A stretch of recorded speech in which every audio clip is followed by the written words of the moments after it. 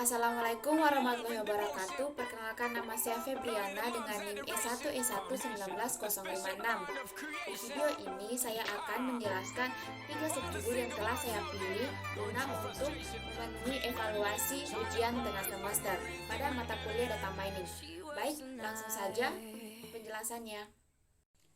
Baik, langsung saja saya memilih chapter 4 yaitu Data Warehousing and Online Analytical Processing, di mana saya telah memilih 3 subjudul yang ingin saya jelaskan, yaitu yang pertama Basic Concept, yang kedua Modeling Data Class and OLAP, dan yang ketiga Design and Usage. Pertama yaitu konsep dasar gudang data. Gudang data atau data warehouse adalah sistem komputer yang bertugas untuk mengarsipkan dan menganalisis sebuah data historis untuk keperluan suatu organisasi atau bisnis tertentu. Informasi yang dikelola dapat berupa data terkait penjualan, gaji, serta informasi harian lainnya. Nah, pada gudang data ini ada beberapa aspek, yaitu yang pertama didefinisikan dalam berbagai cara tetapi tidak secara ketat. Kemudian, sebuah database pendukung keputusan yang dipelihara secara terpisah dari database operasional organisasi. Kemudian, mendukung pemrosesan informasi dengan menyediakan platform yang solid dari data historis yang terkonsolidasi untuk analisis. Kemudian, pengertian lain juga dari data warehouse yaitu kumpulan data yang berorientasi pada subjek, terintegrasi, varian waktu, dan tidak mudah berubah untuk pendukung proses pengambilan keputusan manajemen. Sistem basis data ini memiliki karakteristik yang membuatnya berbeda dengan basis data yang lainnya. Nah, seperti yang disebutkan tadi, terdapat 4 karakteristik yang menjadi ciri khas dari basis data ini. Yang pertama tadi ada berorientasi kepada subjek. Nah, ada beberapa aspek, yaitu yang pertama diorganisasikan di sekitar subjek utama seperti pelanggan, produk, dan penjualan. Kemudian berfokus pada pemodelan dan analisis data untuk mengambil keputusan, bukan pada operasi harian atau pemrosesan transaksi. Yang kedua memberikan pandangan yang sederhana dan ringkas seputar masalah subjek tertentu dengan mengecualikan data yang tidak berguna dalam proses pendukung keputusan. Nah, yang kedua itu data yang memiliki terintegrasi. Nah, yang beberapa aspek juga itu yang pertama dibangun dengan mengintegrasikan beberapa sumber data yang heterogen. Kemudian database relasional, file data, catatan transaksi online. Nah, yang kemudian pastikan konsistensi dalam waktu, konvensi penamaan, struktur penyediaan, ukuran atribut, dan lain-lain. Nah, seperti misal harga hotel, mata uang, pajak, sarapan, dan lain-lain pada transaksi perhotelan. Nah, yang ketiga itu data yang disimpan bersifat tetap. Aspek pada data yang disimpan bersifat tetap ini yang pertama, jangka waktu untuk gudang data secara signifikan lebih lama daripada sistem operasional basis data operasional. Kemudian data gudang data memberikan informasi dari perspektif historis, misal 5-10 tahun terakhir. Yang kemudian setiap struktur kunci di gudang data berisi elemen waktu secara eksplisit dan implisit. Nah, yang terakhir atau yang keempat dari karakteristik gudang data yaitu dibuat dalam rentang waktu tertentu. Nah, beberapa aspek ini, yang pertama menyimpan data yang terpisah secara fisik yang diubah dari lingkungan operasional. Pembaruan operasional data tidak terjadi lingkungan gudang data. Kemudian tidak memerlukan pemrosesan transaksi, pemulihan, dan mekanisme kontrol konkurensi. Nah, pembuatan awal dan data akses itu ekstraksi, transformasi, dan pembuatan ETL. Nah, untuk ekstraksi ini ada beberapa. Untuk ekstraksi ini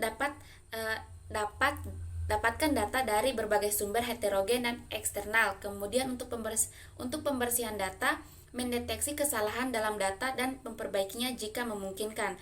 Kemudian untuk transformasi data, mengonversi data dari format lama atau host ke format gudang. Kemudian yang keempat, memuat. Memuat ini mengurutkan, meringkas, mengkonsolidasi, menghitung tampilan, memeriksa integritas, dan membangun indeks dan partisi. Nah, kemudian menyebarkan pembaruan dari sumber data ke gudang. Kemudian repositori metadata. Nah, metadata adalah data yang mendefinisikan objek gudang yang menyimpan yang pertama deskripsi struktur gudang data seperti skema, tampilan, dimensi, hierarki, dan data turunan. Kemudian metadata operasional ini seperti garis keturunan seperti atau sejarah data yang diimigrasikan dari jalur transformasi, mata uang data atau aktif diarsipkan atau dihapus, kemudian informasi pemantauan statistik, penggunaan gudang laporan kesalahan, jejak atau audit. Kemudian algoritma yang digunakan untuk meringkas pemetaan dari lingkungan operasional ke gudang data, data yang terkait dengan kinerja sistem seperti skema gudang, tampilan dan definisi data turunan. Kemudian penjelasan atau subjudul yang kedua yaitu data cup and OLAP atau dari data tabel dan spreadsheet hingga data cup. Baik, yang pertama yaitu sebuah gudang data didasarkan pada model data multidimensi yang melihat data dalam bentuk kubus data. Kemudian yang kedua kubus data seperti penjualan memungkinkan data dimodelkan dan dilihat dalam berbagai dimensi. Yang ketiga itu tabel dimensi seperti item yang terdiri dari nama item, merek, jenis, atau waktu yang terdiri dari hari, minggu, bulan, kuartal, dan tahun. Kemudian yang keempat yaitu tabel fakta berisi ukuran seperti dolar dan sold dan kunci untuk masing-masing tabel dimensi terkait. Yang kelima yaitu dalam literatur pergudaan data, kubus dasar N sampai D disebut kubus dasar, sedangkan kubus O sampai D paling atas yang memiliki tingkat peringkasan tertinggi disebut balok puncak. Kisi-kisi balok membentuk kubus data. Baik, berikut contoh dari sebuah kisi berbentuk kubus. Ini gambarnya. Nah, bagian berikutnya yaitu pemodelan konseptual data warehouse. Yang pertama itu pemodelan gudang data seperti dimensi dan ukuran, kemudian skema bintang seperti tabel fakta di tengah terhubung ke satu set tabel dimensi. Kemudian skema kepingan salju, misal penyempurnaan skema bintang di mana beberapa hierarki dimensi dinormalisasi menjadi satu set tabel dimensi yang lebih kecil membentuk bentuk yang mirip dengan kepingan salju. Kemudian konstelasi fakta, beberapa tabel fakta terbagi tabel dimensi dipandang sebagai kumpulan bintang, oleh karena itu disebut sebagai skema galaksi atau konstelasi fakta. Nah, berikut contoh skema bintang. Ini gambarnya. Nah, ini untuk contoh konstelasi fakta. Nah, yang ini contoh hierarki konsep atau dimensi lokasi. Kemudian untuk ukuran kubus data, di sini ada 3 kategori. Yang pertama yaitu distributif, yaitu jika hasil yang diturunkan dengan menerapkan fungsi KN nilai agregat sama dengan yang diturunkan dengan menerapkan fungsi pada semua data tanpa mempertisi, misalnya hitung nilai N, jumlah minimal dan maksimal. Kemudian aljabar, jika dapat dihitung dengan fungsi aljabar dengan argumen M, di mana M adalah bilangan bulat terbatas yang masing-masing diperoleh dengan menerapkan fungsi agregat distributif, misalnya AFGN, min N, standard definition. Kemudian holistik, jika tidak ada batasan konstan pada ukuran penyimpanan yang diperlukan untuk menggambarkan subgrade, misalnya median, mode, dan rang. Nah, selanjutnya operasi OLAP CAS. Nah, yang pertama itu ada roll up atau drill up, yaitu meringkas data dengan memanjat hierarki atau dengan pengurangan dimensi, kemudian telusuri atau roll down. Kebalikan dari roll up, dari ringkasan tingkat yang lebih tinggi ke ringkasan tingkat yang lebih rendah dan atau data terperinci, atau memperkenalkan dimensi baru. Kemudian iris dan dadu, proyeksikan dan pilih putar atau memutar seperti reorientasi kubus, visualisasi 3D ke ruangan bidang 2 dimensi. Operasi lainnya menelusuri, melibatkan atau melintasi lebih dari satu tabel fakta, menelusuri melalui tingkat bawah kubus ke tabel relational backend menggunakan SQL. Baik, subjudul yang terakhir atau yang ketiga yaitu desain data warehouse. Nah, kerangka analisis bisnis.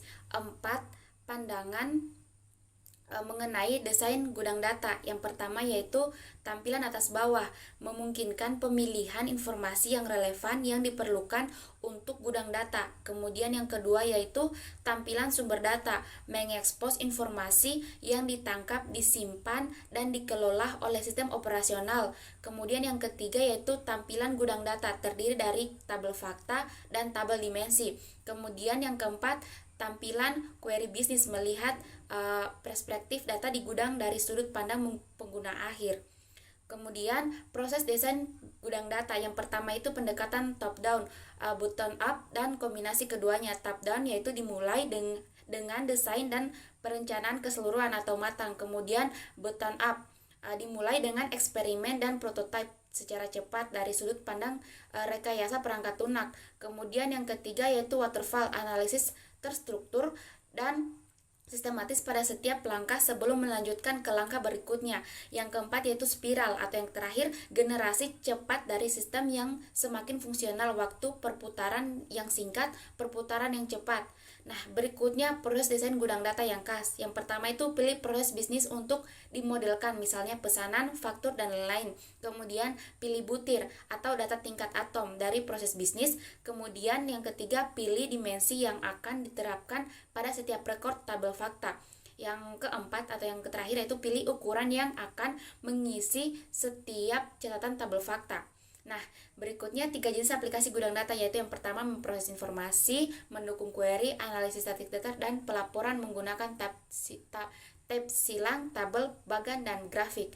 Kemudian yang kedua yaitu pemrosesan analisis multidimensi data, gudang data, irisan dadu, pengaboran, perputaran atau berputar. Yang kemudian ketiga penambatan data, penemuan pengetahuan dari pola tersembunyi, mendukung asosiasi pembangunan model analitik, melakukan klasifikasi dan prediksi, dan menyajikan hasil penambangan menggunakan alat visualisasi. Kemudian selanjutnya dari online analytical processing atau OLAP ke online analytical mining atau OLAM. Mengapa menambahkan analitik online? Karena yang pertama itu kualitas data yang tinggi di gudang data, kemudian DW berisi data yang terintegrasi, konsisten, dan dibersihkan. Kemudian yang ketiga itu struktur pemrosesan informasi yang tersedia di sekitar gudang data. Kemudian yang keempat ODBC, OLIDB, pengaksesan web, fasilitas layanan, pelaporan, dan alat OLAP. Kemudian yang kelima analisis data, eksplorisasi berbasis OLAP. Kemudian yang keenam penambangan dengan pengaboran, ditching, pivoting, dan lain-lain. Kemudian pemilihan fungsi data mining secara online. Dan yang terakhir yaitu integrasi dan pertukaran beberapa fungsi penambangan, algoritma, dan tugas. Nah, berikutnya yaitu komputasi data cup dan efisien. Yang efisien yang pertama, kubus data dapat dilihat sebagai kisi balok. Kemudian yang kedua, balok paling bawah adalah balok alas. Kemudian yang ketiga, kubus paling atas atau puncak hanya berisi satu sel.